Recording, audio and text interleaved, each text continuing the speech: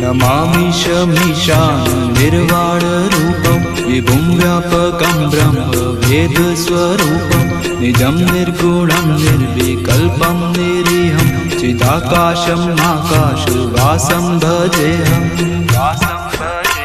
निराकारं ओंकारमूलं तुरीयं गिराज्ञानगोतीतमीशं गिरीशं करालं महाकालं कृपालं गुणागार संसार पारं नतोऽहम्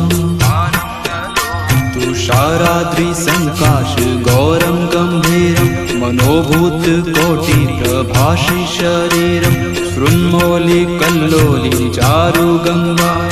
लस्पदालबालेन्दु कण्ठे भुजङ्गा रत्कुण्डलं भ्रूसुनेत्रं विशालं प्रसन्नाननं नीलकण्ठं दयालं मृगाधीशचर्माम्बरं मुण्डमालं प्रियं शङ्करं सर्वनाथं भजामि प्रचण्डं प्रकृष्टं प्रगल्भं परेशम् अखण्डम् अजं भानुकोटिप्रकाशं त्रैशूल निर्मूलनं शूलपाणि भजेऽहं भवानी पतिभावगम्यम्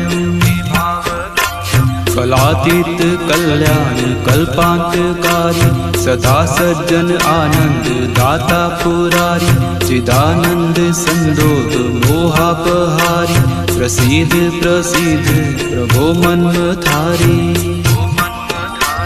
नयादव उमानाथ पादारविन्दं भजन्तिह लोके परेवा नारायणं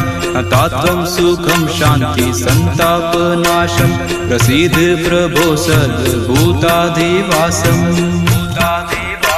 न जानीमि योगं जपं नैव पूजं न तोऽहं सदा सर्वदा शम्भुतुभ्यं जराजन्म दुःखो ताप्यमानं प्रभो पाहि आपन्मामीश शम्भो। इति श्री गोस्वामी तुलसीदास कृतं श्री रुद्राष्टकं संपूर्णम्।